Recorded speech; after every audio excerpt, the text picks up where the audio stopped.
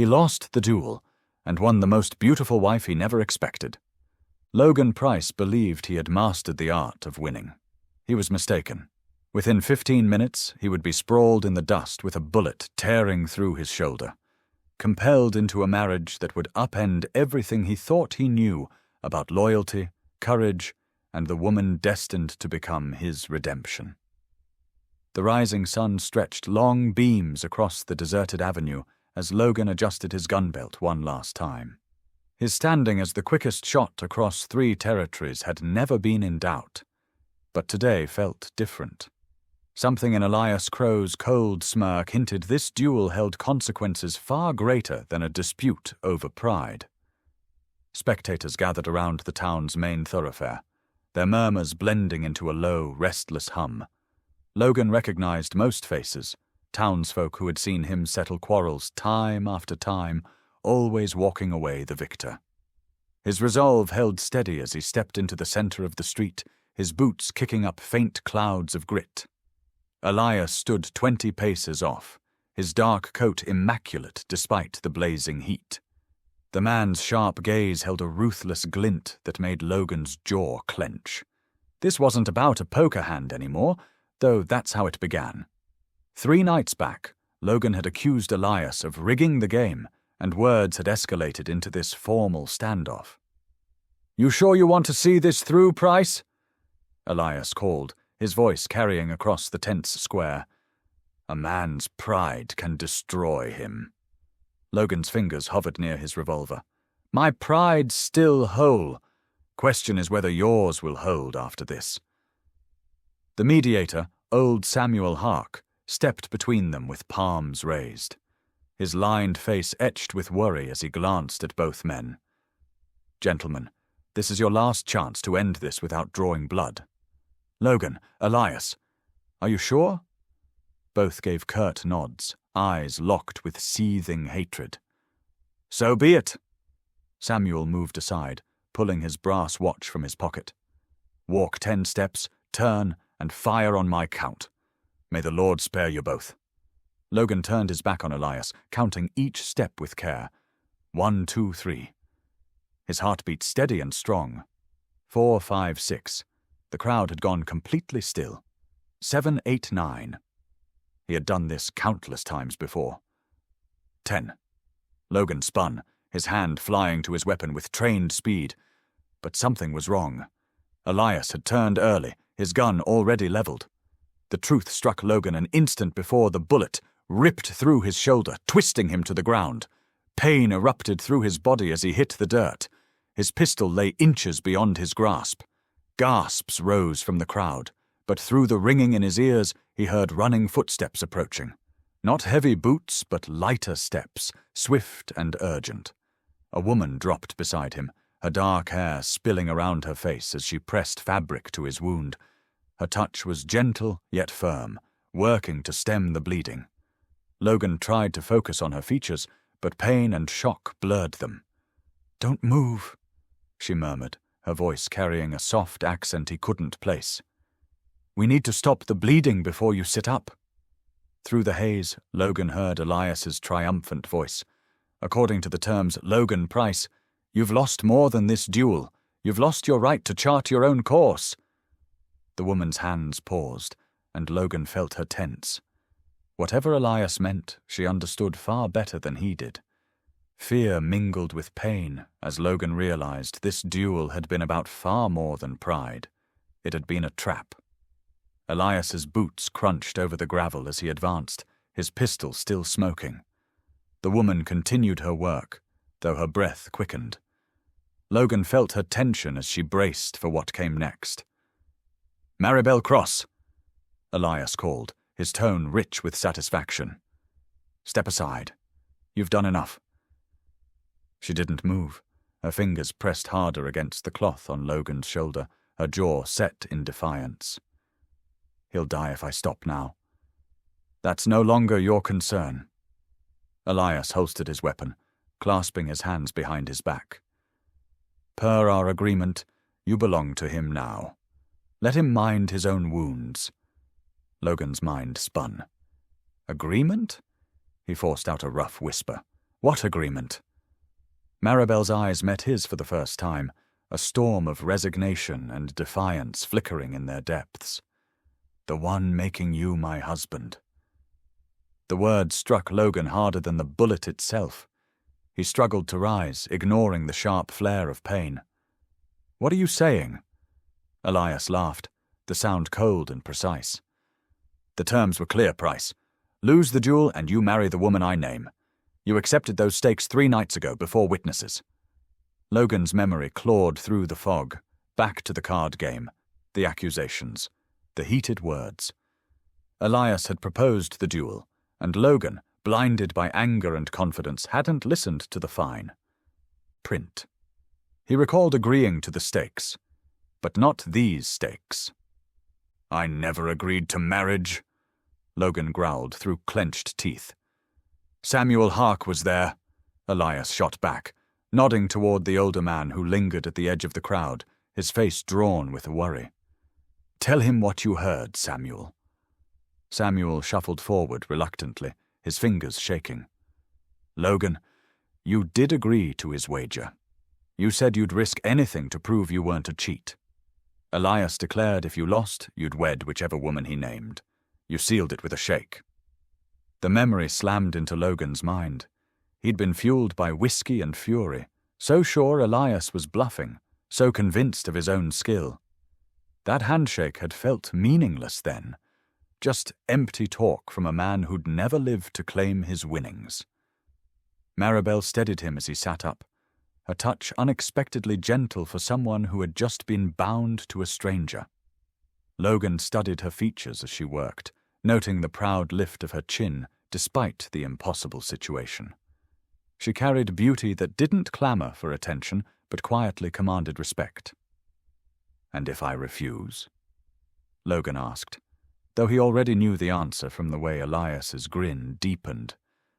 Then you'll be branded as a liar who breaks his oath.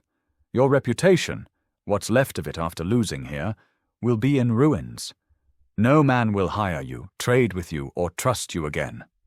Elias paused, letting his words hang heavy. Of course, you could always vanish. Head somewhere new where no one knows Logan Price as the man who spits on his word. Logan glanced at the crowd. These people had depended on him for years, relied on him to defend them and settle quarrels. The thought of abandoning it all, of walking away from the life he had built, twisted his gut worse than the pain in his shoulder.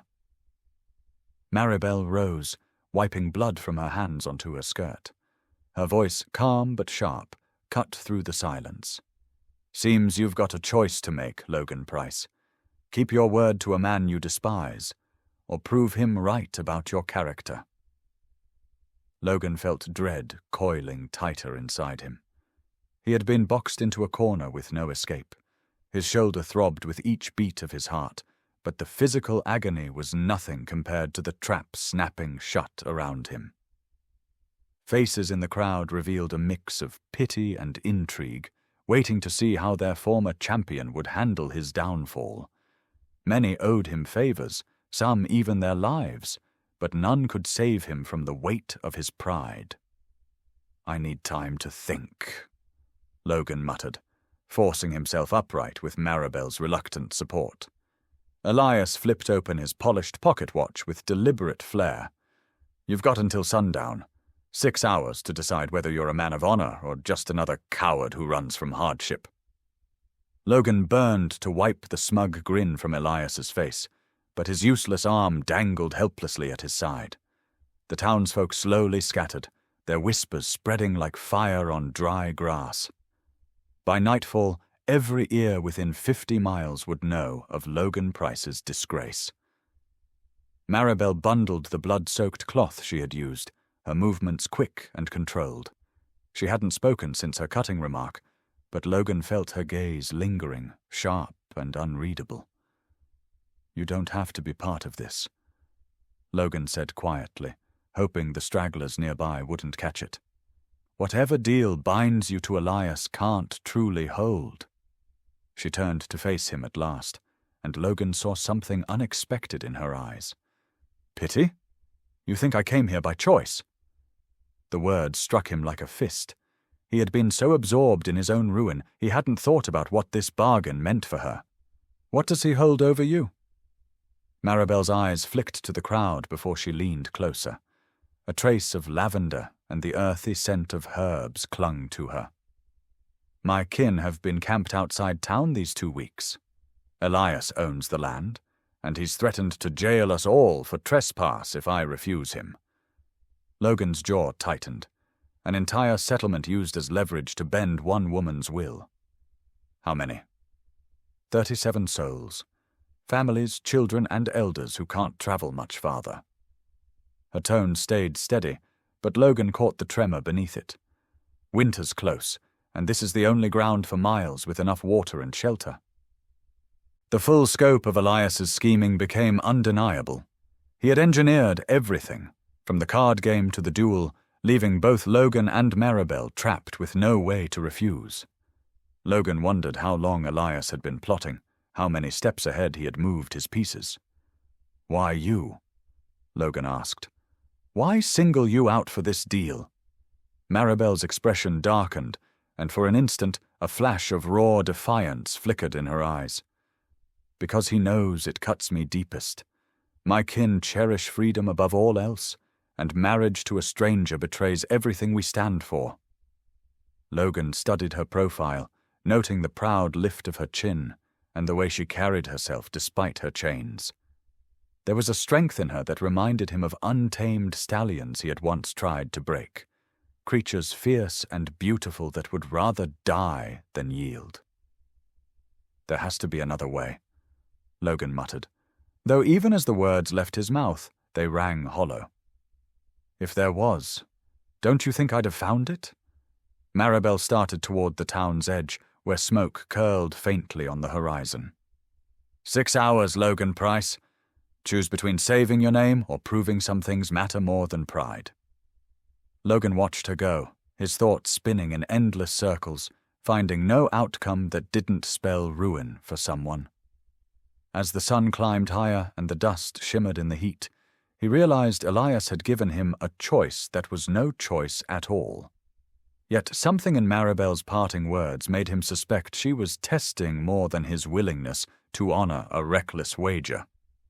For the next 3 hours, Logan drifted through town with his wounded arm strapped in a crude sling, searching for anyone who might show him a way out. Every conversation ended alike, with pitying glances and helpless shrugs.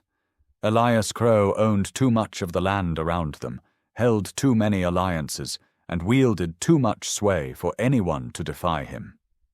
By late afternoon, as the sun began its slow descent, Logan's boots carried him toward the smoke beyond the town's edge.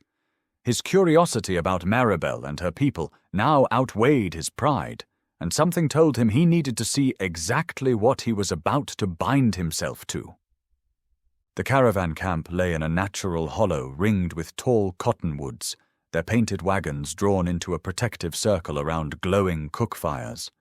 Children darted between wheels while women busied themselves with evening chores, their bright skirts rippling like banners in the wind. The scene looked serene, yet Logan immediately noticed how swiftly the men closed ranks as he neared. "You're not welcome here," warned a wiry man with graying hair and watchful eyes. "Turn back." "I'm looking for Maribel Cross," Logan answered, keeping his palms open and his tone even.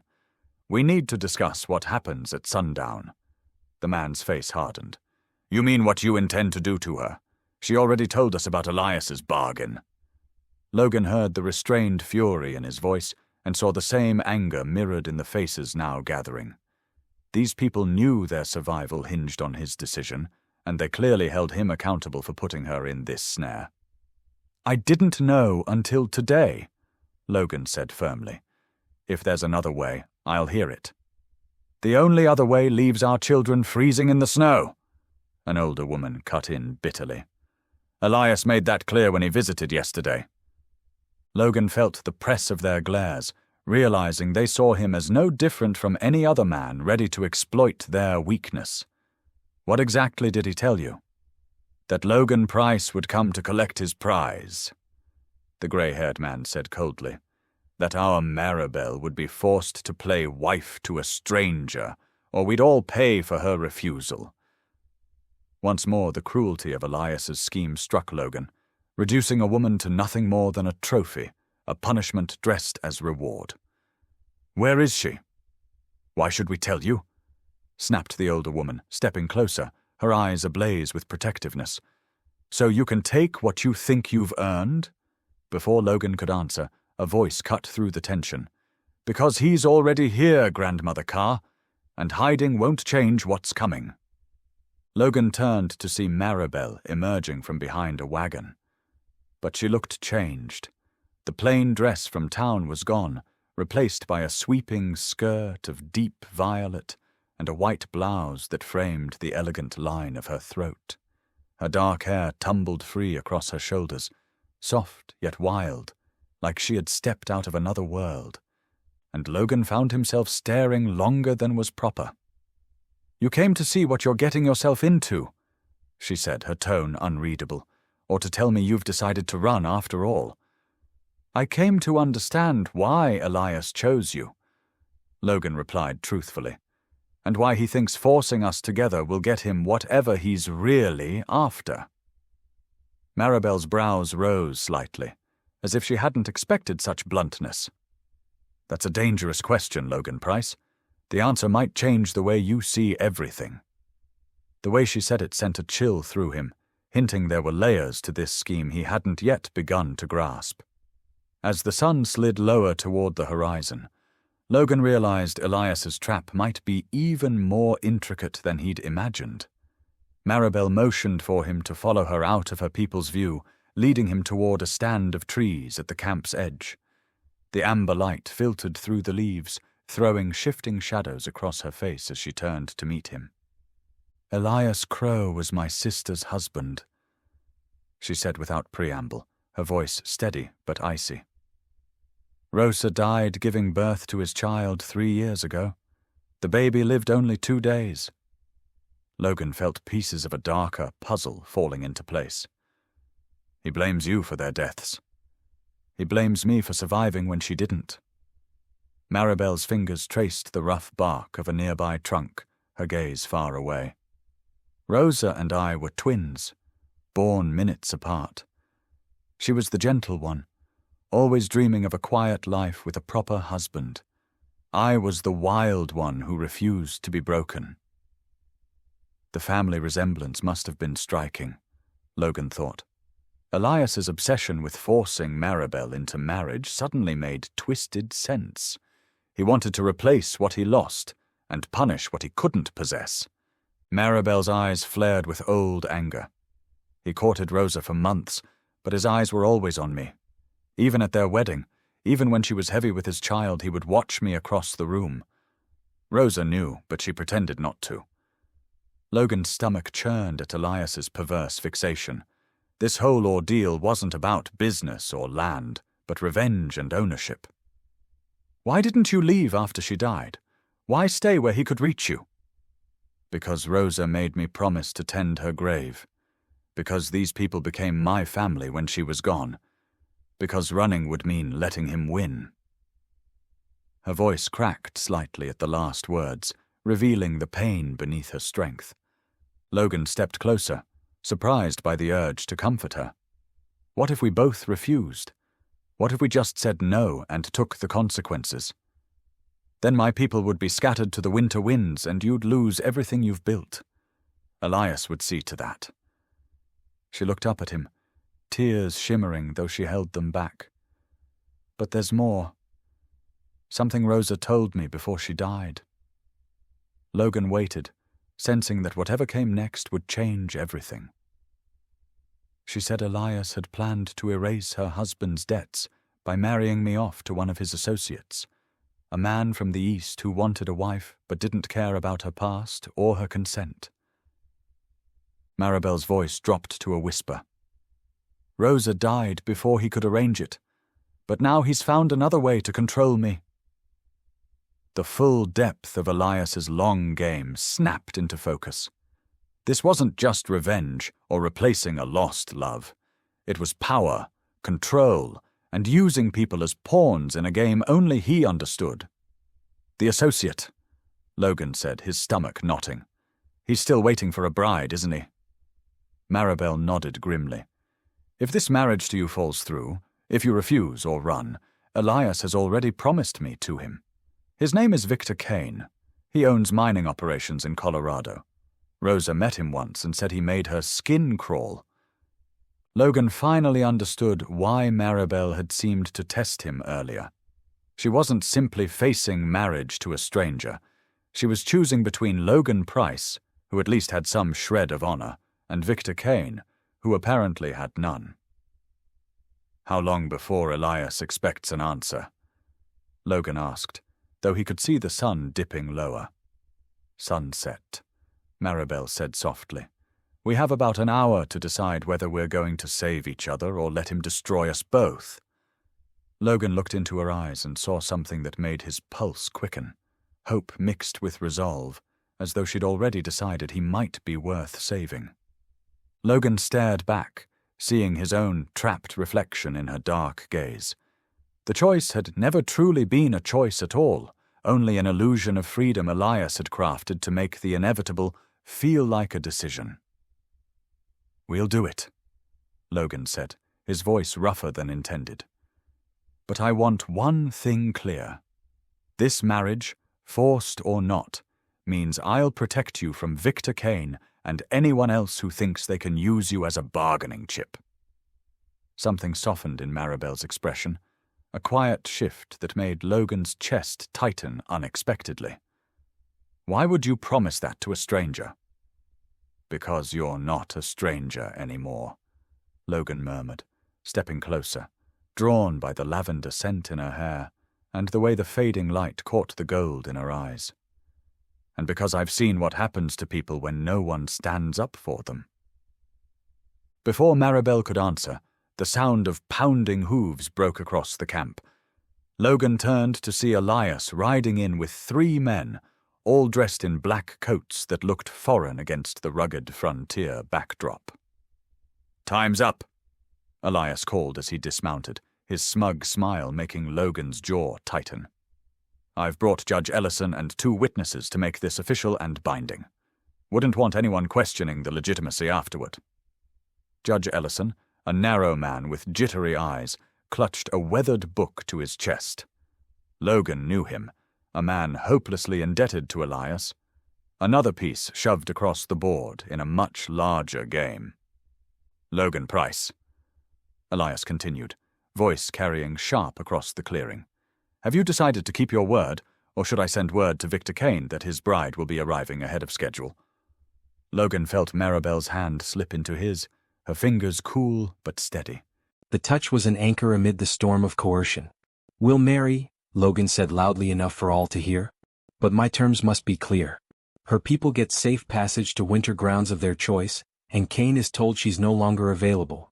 Elias's grin stretched wider. Of course, a bargain's a bargain. He motioned to the judge. Begin. Ellison fumbled the book open with trembling hands, but before he could speak, one of Elias's companions stepped forward.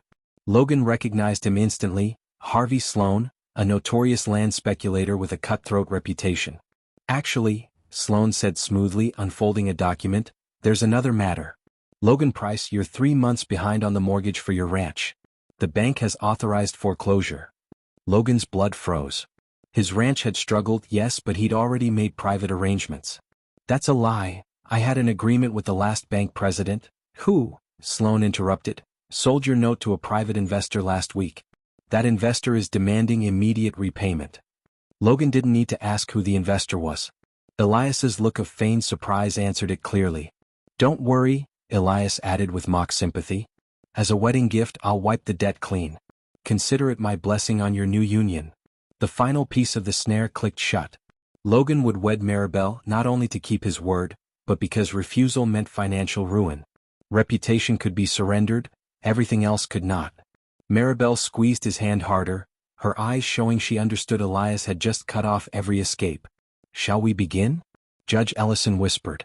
And so the ceremony started.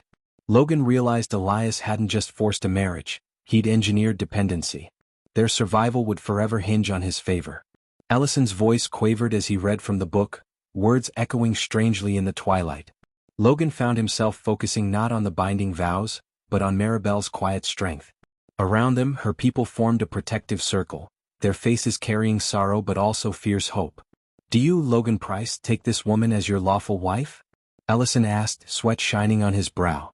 Logan gazed into Maribel's eyes, saw a spark that made the answer come easily. "I do." "And do you, Maribel Cross, take this man as your lawful husband?" For a breath that seemed endless, she hesitated, weighing one last time. Then clear and steady, "I do." No grand speeches, just 2 words heavier than any promise. It wasn't love, it was survival tempered with respect. Ellison declared them husband and wife, and Logan kissed Maribel as Elias's triumphant laughter rolled across the camp.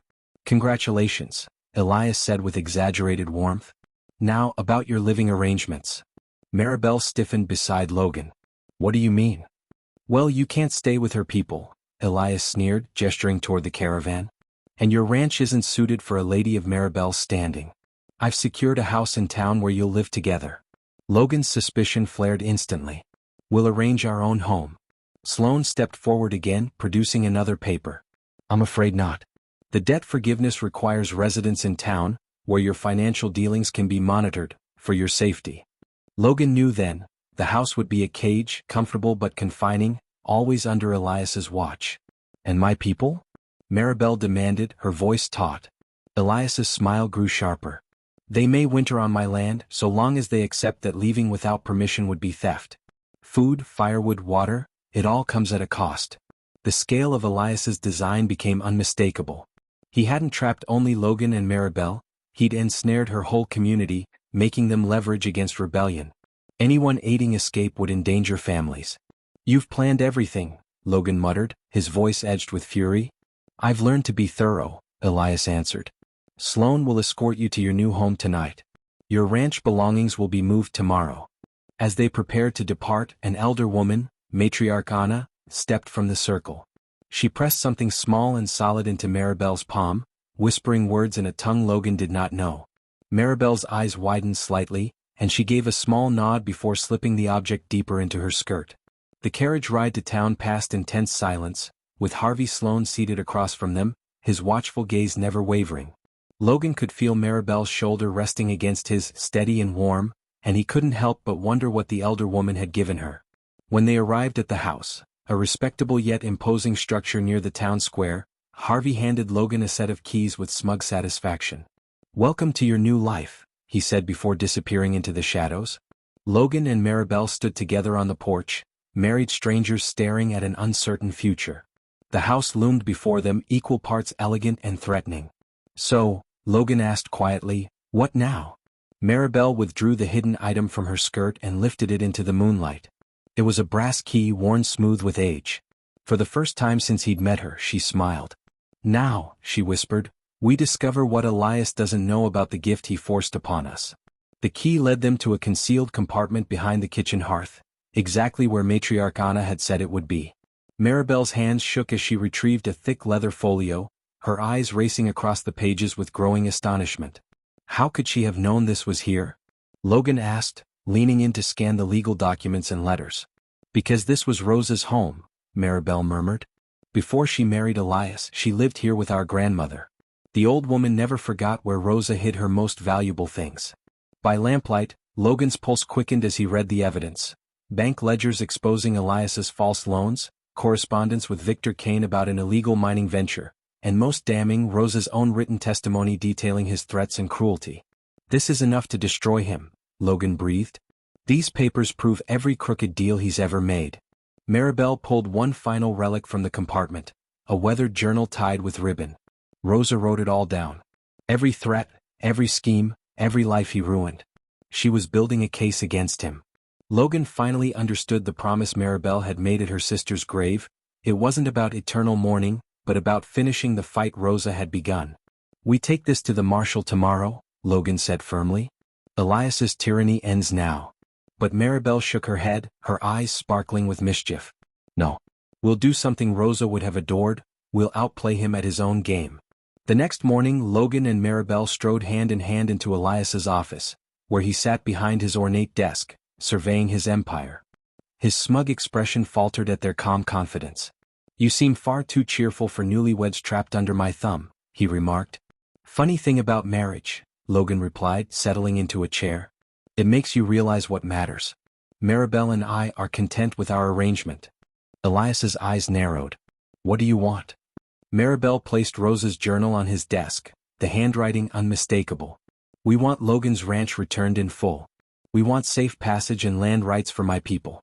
Anne Kane receives word that his business interests here are finished. Elias's face blanched at the sight of the journal. Where did you get this? From someone who loved truth more than she feared you, Maribel said evenly. Rosa recorded everything, your corruption, your intimidation, your abuse. Logan leaned forward, his voice low and lethal. The marshal receives copies tomorrow morning, unless our terms are met now. The choice is yours. For the first time, Elias looked beaten. The man who thrived on manipulation now stood cornered by the words of the woman he had wronged most. Fine, he growled. But this isn't over. Yes, it is, Maribel answered, rising and taking Logan's hand. Rosa's story ends here. Ours begins now. That night, on the porch of Logan's ranch, his ranch again, they watched Maribel's people settle in the valley below for winter. Logan marveled at how completely life had changed. Do you regret it? He asked, drawing her close under the starlight. Regret marrying a stubborn cowboy? She teased, eyes glittering with a love grown from respect into something deeper. I regret that Elias's schemes brought us here. But you, Logan Price? Never. Logan kissed her, tasting freedom, hope, and the promise of a future they would build together. The duel he once thought his greatest defeat had given him the greatest gift. A love he never knew he sought, and a woman who proved that sometimes life's harshest trials bring the truest blessings. If you enjoyed this story, tap the video on your screen for another unforgettable tale where destiny and courage intertwine. Don't forget to subscribe, and consider supporting with a super chat to help us bring you more stories like these. Your support means everything.